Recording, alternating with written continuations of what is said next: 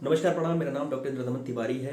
लखनऊ विश्वविद्यालय से संबद्ध और लखनऊ विश्वविद्यालय के विधि संकाय की जो परीक्षाएं हो रही हैं, सेमेस्टर एग्जाम्स हो रहे हैं, उनके विषय के अनुसार, आपके टॉपिक्स के अनुसार जो आपके लिए ज़रूरी सवाल हैं, ज़रूरी क्वेश्चंस हैं, प्रीवियस ईयर क्वेश्चन पेपर का मूल्यांकन करने के आधार पर उन सारे सवालों की हम लोग बात कर रहे हैं जो सवाल आपके लिए इस सेमेस्टर में पूछे जा सकते हैं और जो सवाल पहले आपसे पूछे गए।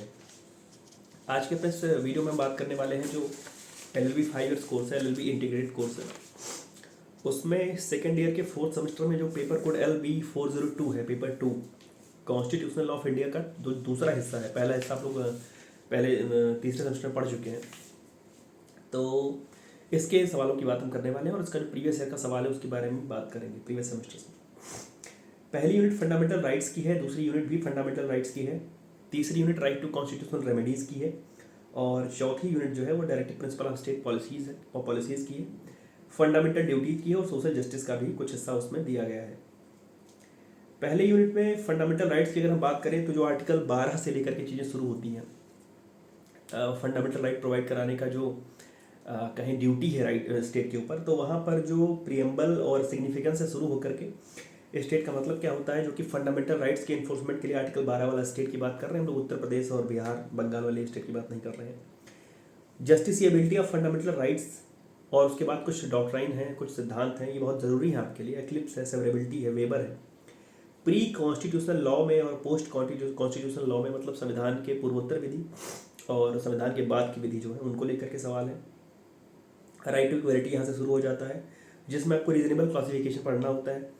Principle of absence of arbitrariness पढ़ना होता है, मनमानेपन के विरुद्ध संरक्षण जिसको कहते हैं। ईपी रोहप्पा का केस आपको पढ़ना होता है और लेजिटिमेट एक्सपेक्टेशन की बात भी की गई है। उसके बाद दूसरी यूनिट वही फंडामेंटल राइट्स आगे कंटिन्यू कर रहा है।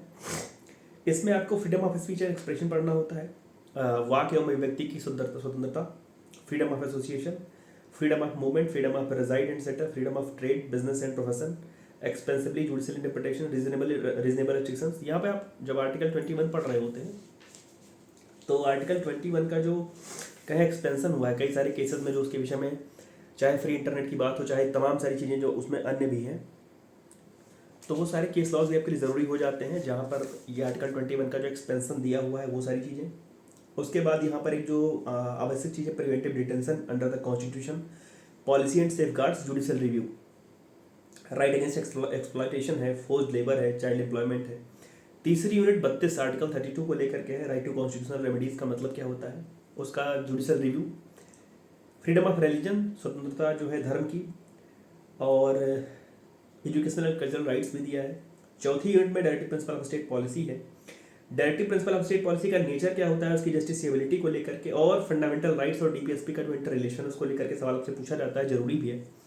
फंडामेंटल ड्यूटीज़ है, फंडामेंटल ड्यूटीज़ को लेकर के सवाल कभी बड़े तरीके से नहीं पूछा जाता है। प्रयास ये होता है कि फंडामेंटल ड्यूटीज़ किस आयोग के माध्यम से आई, या सबसे लेटेस्ट कौन है, या फंडामेंटल ड्यूटीज के को AB करके किसी के साथ पूछा जाता है।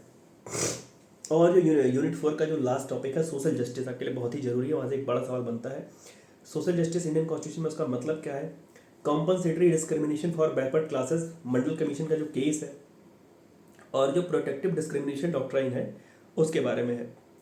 तो ये तो आपका जो सिलेबस है पूरा का पूरा वो है। और हम बात करें अगर सवालों की, तो सवाल देखिए, सबसे पहले जो शुरू होता है आपके लिए प्रियम्बल। प्रियम्बल आपकी जो पहली लाइन है वहाँ से भी आपके लिए सवाल बनता है। प्रियम्बल को लेकर के सवाल किस प्रकार से पूछा जाता है, what are the objectives sought to be achieved by the preamble of the Constitution of India, discuss with reference to constitutional provisions। भारतीय संविधान की उद्देशिका में कौन से उद्देश्यों की प्राप्ति की बात कही गई है, संवैधानिक प्रावधानों के प्रकाश में चर्चा कीजिए। तो प्रियम्बल वाला जो पोर्शन है, हिस्सा है, आपके लिए ज़रूरी है। और ये भी पढ़िएगा कि प्रियम्बल को किस केस में कहा गया कि वो कॉन्स्टिट्यूशन का हिस्सा नहीं है, किस केस में कहा गया कॉन्स्टिट्यूशन का हिस्सा है। और प्रियम्बल का जो महत्व है उसमें जो कई सारी जो फ्रीडम प्रोवाइड कराने की बात कही गई है, क्योंकि प्रियम्बल को हम लोग कहें कि जो हमारे संविधान की जो एक रूपरेखा है वो तय कर देती है। प्रियम्बल सारांश जो है वो प्रियम्बल में ही निहित है। तो प्रियम्बल से तमाम सारे ऐसे जो जो सवाल में लिखा हुआ है उनकी बात कही जाती है। उसके बाद दूसरा जो आपके लिए जरूरी है वो स्टेट। स्टेट का मतलब क्या होता है, स्टेट के अंदर क्या क्या शामिल है, अदर अथॉरिटी का मतलब क्या होता है, और लोकल अथॉरिटी का मतलब क्या होता है। कई बार आपसे इस प्रकार से सवाल पूछा जाता है कि क्या लखनऊ विश्वविद्यालय स्टेट है, क्या लखनऊ नगर निगम स्टेट है, क्या सहारा स्टेट है, क्या LIC स्टेट है, इस प्रकार से सवाल पूछा जाता है। Discuss the meaning and concept of state under the Indian constitution, explain with the help of decided cases. तो इस प्रकार से सवाल आपसे पूछे जाते रहे हैं। आगे बढ़े तो फिर जो राइट टू इक्वलिटी है, जो फंडामेंटल राइट्स वाली बात जहाँ से शुरू हो जाती है, जो अच्छा यहाँ पे जो डॉक्ट्रिन्स की बात है, डॉक्ट्रिन ऑफ एक्लिप्स है, ग्रहण का सिद्धांत है, सेवरेबिलिटी पृथक्करणीयता का सिद्धांत है, वेबर है। इन तीनों डॉक्ट्रिन में से मान के चलिए कि एक से दो डॉक्ट्रिन पर बेस्ड सवाल या सीधे सीधे ये सिद्धांत आपसे ए बी करके पूछे जाते हैं, या ये आपसे पूछा जाता है कि किस केस में डॉक्ट्रिन ऑफ वेबर की उत्पत्ति हुई, या सेवरेबिलिटी किस केस में आया, या डॉक्ट्रिन ऑफ सेवरेबिलिटी का जो सिद्धांत है, जो नियम है, उसको कहाँ पर प्रयोग किया जाता है, किस स्थिति में प्रयोग किया जाता है। इस प्रकार से सवाल आपसे पूछा जाता है। तो हम लोग जब आगे बढ़ते हैं, राइट टू इक्वलिटी वाली बात जब करते हैं, तो राइट टू इक्वलिटी वाला जो सवाल है, जो हिस्सा है, वो principle of absence of arbitrariness के साथ जोड़ करके पूछा जाता है। किस प्रकार से? What do mean by right to equality? Right to equality से आप क्या समझते हैं? Discuss its changing dimensions in the light of judgment of E P Royappa versus state of Tamil Nadu. समानता के अधिकार से आप क्या समझते हैं? ईपी रोयप्पा बनाम तमिलनाडु राज्य के निर्णय के आलोक में इसके बदलते हुए आयाम की चर्चा कीजिए, इसका जो बदल रही है चीजें उसके बारे में चर्चा कीजिए। वहीं पर जो उसके बाद हम लोग जब आगे बढ़ते हैं इसमें सेकेंड यूनिट में, तो वहाँ पे जो प्रिवेंटिव डिटेंशन लॉज हैं वो आपके लिए ज़रूरी हैं। प्रिवेंटिव डिटेंशन लॉज के साथ जो freedom of speech and expression है, कभी भी freedom of speech and expression का सवाल है, फंडामेंटल राइट्स का सवाल है, बिल्कुल सीधे नहीं पूछा जाता है, थोड़ी बहुत उसमें चीज़ें जोड़ी जाती हैं, उसको तोड़ा मरोड़ा जाता है। किस प्रकार से? जैसे सवाल क्या है कि do you agree with the view that freedom of speech and expression includes right to protest and criticise the government, discuss with the help of case laws. क्या आप इस बात से सहमत हैं, इस मत से सहमत हैं कि विचार एवं अभिव्यक्ति की स्वतंत्रता में सरकार की आलोचना एवं उसके विरुद्ध आंदोलन करने का अधिकार भी शामिल है? इसकी निर्णित वादों के माध्यम से चर्चा कीजिए, इसके विषय में बताइए। प्रिवेंटिव डिटेंशन लॉज को लेकर के सवाल खूब पूछे जाते रहे हैं, वो आपके लिए जरूरी भी है, पढ़ करके आइएगा कि what are the preventive detention laws in India, discuss it in the light of article 21 of the constitution of India. Bharat में कौन सी निवारक निरोध विधियां हैं, इनकी चर्चा भारतीय संविधान के अनुच्छेद 21 के संदर्भ में कीजिए। अनुच्छेद 21 का जो दायरा है उसको लेकर के काफ़ी बदलते हुए सवाल, काफ़ी जैसा उसको कह रहे हैं कि चेंजिंग डायमेंशंस है, वैसे डायमेंशंस बदल बदल के आपसे सवाल पूछे जाते रहे हैं। Freedom of speech and expression को लेकर के सवाल ऐसा भी पूछा गया है कि explain the freedom of speech and expression along with its various facets, discuss the grounds on which freedom में बी रेस्ट्रिक्टेड। मतलब यहाँ पर आपसे जो फ्रीडम का जो राइट है उसका जो रेस्ट्रिक्शन है वो भी पूछा गया है। वाक एवं अभिव्यक्ति की स्वतंत्रता की व्याख्या उन पहलुओं के साथ कीजिए और उन आधारों की चर्चा कीजिए जिसके आधार पर स्वतंत्रता जो है निर्बंधित की जा सकती है। उसके बाद हम जब आगे बढ़ते हैं तो राइट टू कॉन्स्टिट्यूशनल रेमेडी से एक सवाल आपको मिलना बिल्कुल पक्का है तय। सवाल किस प्रकार से पूछा जाता है? सवाल इस प्रकार से रहता है कि discuss the power of supreme court to award compensation under article 32 of Indian constitution, refer suitable cases. जब आप आर्टिकल 32 पढ़ रहे हो तो खूब ढेर सारे केसेस पढ़ करके आइए। लिखते आप कितना है वो अलग बात है, लेकिन पढ़ करके तो आइए, कम से कम 4 से 5 केसेस लिखने का प्रयास भी करिए कि भारतीय संविधान के अनुच्छेद 32 के अंतर्गत उच्चतम न्यायालय के द्वारा जो क्षतिपूर्ति के आदेश देने की शक्ति है उसकी विवेचना कीजिए और उचित वादों को संदर्भित कीजिए, मीन्स जो रेफर कीजिए उन सारे केस लॉज को जिसके माध्यम से वो आपकी बात है वो प्रूव हो रही है, सिद्ध हो रही है। यह सवाल कभी कभी बिल्कुल सीधा पूछा जाता है रिट्स के साथ जोड़ करके कि कॉन्स्टिट्यूशनल रेमेडीज का जो राइट है उसको सोल किसने कहा, या किस राइट को कॉन्स्टिट्यूशन का सोल बाबा साहब ने कहा। और उसी के साथ एक चीज जोड़ दी जाएगी कि explain the right of habeas corpus, explain the right of quo warranto, explain the right of mandamus, prohibition, certiorari, ऐसे करके चीजें आपसे जोड़ करके पूछ ली जाती है। आर्टिकल 29 और 30 से मिला करके जोड़ करके सवाल पूछा जाता है।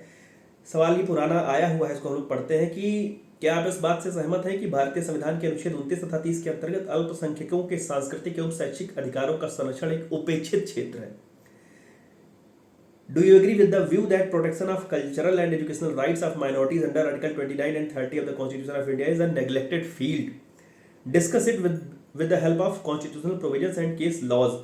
इसकी व्याख्या संवैधानिक प्रावधानों एवं उद्देश्यवादों की सहायता से कीजिए। या जो फ्रीडम ऑफ रिलीजन वाली बात है कि what do you mean by freedom of religion, इसका मतलब क्या होता है? Does it include culture, dress and right to choice? Discuss with the help of case laws. तो आपको जो रेलिवेंट केस लॉज है उसके माध्यम से अपनी बात लिखनी होती है, अपनी बात वहां पर रखनी होती है।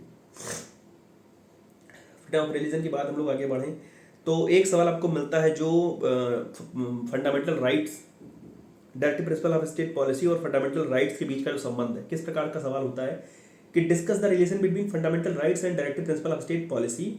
मूल अधिकार एवं राज्य के नीति निर्देशों के बीच संबंध की विवेचना कीजिए, चर्चा कीजिए। और यहाँ पर जब आप ये चीज पढ़ रहे हो तो वहां पर एक चीज आप ये भी देखिए कि क्या किसी केस में कहा गया कि फंडामेंटल राइट है वो डीपीएसपी पर भारी रहेगा, या किसी केस में कहा गया कि डीपीएसपी है वो फंडामेंटल राइट्स पर भारी रहेगा, या ये कहा गया कि डीपीएसपी में और फंडामेंटल राइट्स में एक सामंजस्य होना चाहिए, एक साम्य होना चाहिए, संतुलन होना चाहिए, इक्विलिब्रियम होना चाहिए। ऐसा नहीं हो कि फंडामेंटल राइट्स की बात को पूरा करते करते कहीं डीपीएसपी के साथ छेड़छाड़ हो जाए, मतलब मूल अधिकारों की बात को सुनते सुनते कहीं राज्य के नीति निर्देशक तत्वों के साथ कुछ छेड़छाड़ हो जाए, कुछ खिलवाड़ हो जाए, तो ऐसा नहीं होना चाहिए।